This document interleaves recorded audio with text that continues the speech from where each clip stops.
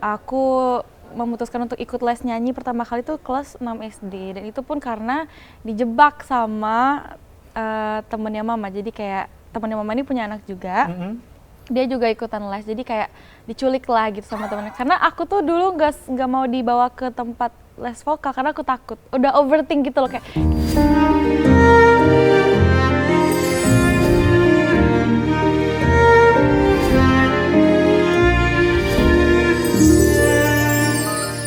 Perjalanan kamu kan bukan cuma di Idol doang, tapi ada juga waktu itu pernah ikutan kalau nggak salah The Voice Kids Indonesia, The juara Voice. 2 ya, Iya, bener kan? bener. Nah, boleh dong diceritain dulu awal banget kamu tertarik di dunia musik tuh gimana sih? Awalnya sebenarnya aku bukan suka nyanyi, maksudnya bukan penyanyi dari kecil ya, tapi dulu tuh aku waktu TK itu aku sukanya nari-nari Bali kayak gitu-gitu. Tapi sekarang aku udah nggak terlalu bisa nari Bali karena susah dan itu harus dilatih terus. Jadi pas TK doang aku bisanya gitu. Sekarang kayak bisa tapi kayak nggak yang luwes banget gitu.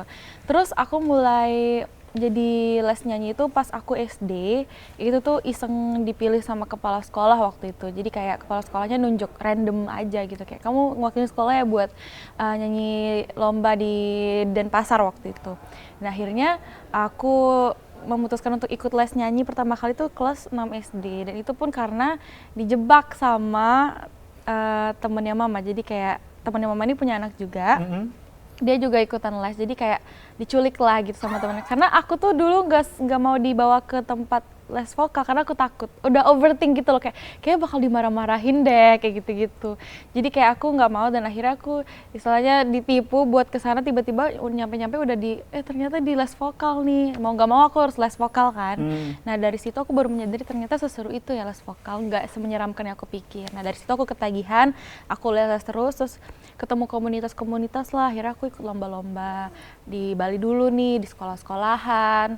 Terus akhirnya aku ngeliat iklan lah di TV gitu, ada The Voice Kids Indonesia season 2 waktu itu tahun 2017. Nah aku iseng aja daftar audisi dan akhirnya lolos dan terus jadi juara 2 gitu. Oke, luar biasa. Tapi kalau misalnya ngomongin soal udah menang dari The Voice Kids Indonesia, itu juara 2 gitu kan, udah bertitel lah kalau sebagai pemenang.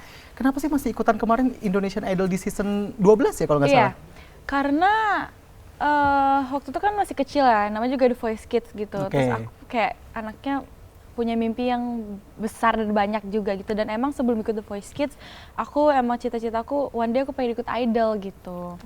Jadi kayak pas kesempatan ada audisi idol waktu itu, akhirnya aku memberanikan diri buat ikut lagi gitu. Itu iseng-iseng juga kalau untuk ikut idol? Enggak sih, emang udah di prepare, tapi maksudnya kayak ya udahlah dengan pasrah aja gimana hasilnya, ikut-ikut aja gitu. Ikut-ikut aja di idol. Dengan titel sebagai juara 2 di kompetisi sebelumnya, ada beban nggak sih? Kayak, aduh gue juara 2 nih sebelumnya, gue harus bisa juara 1 kah? Atau apa sih targetnya waktu pas, kan udah di prepare kan? Apa targetnya waktu itu? Banyak sih bebannya, karena kan orang tuh udah lumayan tahu aku sebelumnya di The Voice Kids, dan itu kan aku juara 2 gitu, dan genre aku di The Voice Kids tuh beda banget sama aku di Idol. Di The Voice Kids aku nyanyi blues, nyanyi jazz, kayak bener-bener yang technical, yang kayak apa ya, growling, yang kayak gitu-gitulah.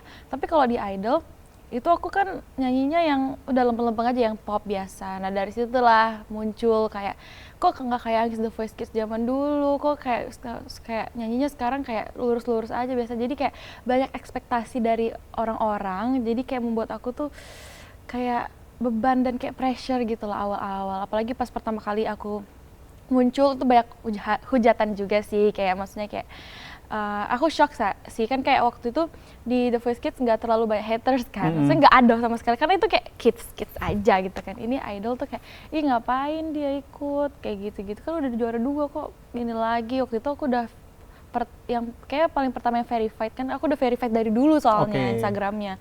Nah dia ada yang komen kayak, ini udah verified ngapain ikut kayak gitu-gitulah. Dan awal-awal aku agak shock bacanya, tapi lama-kelamaan ya udahlah biasa aja gitu. Cara Anggis nanggepin komentar-komentar haters tuh gimana sih?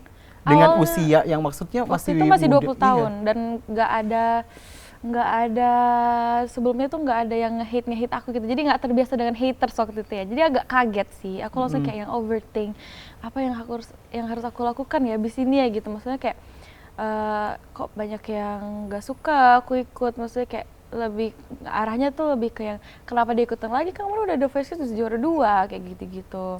Pokoknya gitulah, ada yang suka, ada yang nggak suka. Tapi aku mengatasinya kayak awalnya panik, cuma lama-lama kayak yaudah nggak usah, coba buat nggak didengerin aja gitu, nggak usah dibaca-baca lagi gitu. Akhirnya nemuin tips untuk biarin aja masa bodoh dengan komentar orang. Iya, yaudah diemin aja gitu. Butuh fase berapa lama sampai kayak gitu?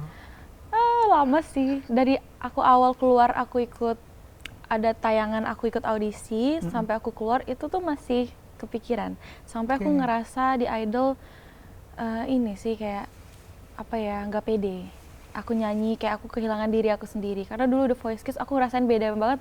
Setiap aku tampil aku ngerasa percaya diriku tinggi banget gitu, kayak aku bisa nggak ngerasain kayak improve-nya, aku masih mikir gitu. Pokoknya aku enjoy banget di atas panggung. Tapi kalau di Idol mungkin kemarin karena bukan di idolnya ya, tapi maksudnya di pada orang-orang di luar sana yang salahnya aku membaca semua komentar mereka, ya aku jadi kebawa kayak overthinknya ada. Terus aku ngerasa diam di atas panggung tuh banyak orang yang gak suka aku. Jadi kan kita ngerasa kayak apa sih nih, orang mau denger aku nggak ya gitu. Jadi kayak aku ngerasa kayak nggak ada yang dukung aku gitu. Salahnya itu. Tapi semenjak aku keluar, aku mulai buat menerima itu. Tapi semenjak aku keluar nggak ada yang gitu-gitu lagi sih. Malah viral ya lagunya. Gitu sih. Biasanya haters itu adalah ini kalau kata orang. Apa tuh? Apa namanya? Yang ngefans tertunda, fans yang tertunda kayak gitu. Banyak sih yang bilang gitu, kayak maaf ya Anggis, aku ngehujat kamu dulu. Oh, ada? Banyak yang gitu.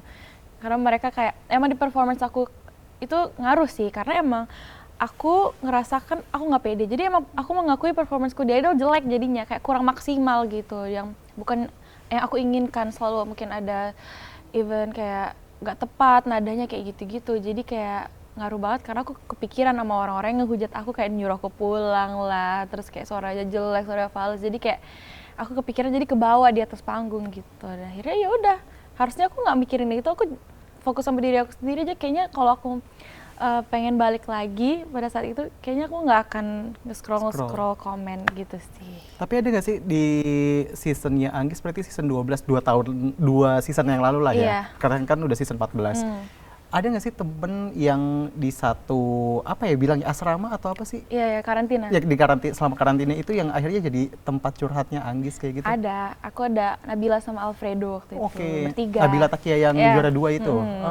Aku kebetulan satu kamar sama dia dari lumayan lama lah, dari awal-awal gitu. Dan mungkin sifat aku sama dia juga sama, anaknya tuh kayak apa namanya, suka diem di kamar gitu. Jadi kayak nggak yang kita apa ya, curhatnya tuh ke semua orang gitu. Jadi kita tuh berdua aja kayak gitu. Introvert gitu? Introvert ya, lumayan introvert. Setelah cerita-cerita kayak gitu tentang nanggepin haters kayak gitu, apa yang didapat dari kalau misalnya cerita itu? Lebih tenang kah? Lebih ke saling nguatin sih, karena dia juga sama kan. Jadi kan maksudnya semua peserta pasti ada hatersnya. Yes. Gitu, nggak ada yang mungkin 100% semuanya disukain gitu. Tapi kita tuh saling nguatin aja, udah nggak apa-apa ya, kamu juga nggak apa-apa ya gitu. Jadi kayak saling nguatin aja sih kita.